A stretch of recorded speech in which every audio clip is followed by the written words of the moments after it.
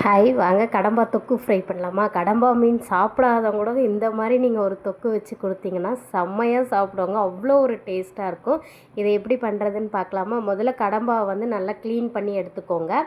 அதுக்கப்புறமேட்டு பார்த்திங்கன்னா கொஞ்சமாக மஞ்சள் தூள், தனி மிளகாய் தூள், அப்புறம் மிளகுத்தூள் போட்டு நல்லா ஒரு லைட்டாக உப்பு போட்டு மேரினேட் பண்ணி அதை அப்படியே தனியாக சைடில் வச்சுருங்க. அது கொஞ்ச நேரம் இது மேரினேஷன் ஆகட்டும். அதுக்கப்புறம் ஒரு தவாவில் வந்து எண்ணெய் ஆயில் ஊற்றிட்டு அதுக்கப்புறம் இந்த மேரினேஷன் பண்ணி வச்சுருந்த கடம்பாவை வந்து நம்ம போட்டு நல்லா ட்ரை ரோஸ்ட் பண்ணி வறுத்து எடுக்கணும். வறுத்து எடுத்து நீங்கள் அப்படியேவும் சாப்பிட்லாம். இது வந்து பார்த்திங்கன்னா இந்த ஹோட்டல்ஸ்லலாம் தர மாதிரி நல்லா வெங்காயம் தக்காளிலாம் போட்டு தொக்கு மாதிரி கிரேவி மாதிரி சாப்பிட்டா இன்னும் டேஸ்ட்டாக இருக்கும்.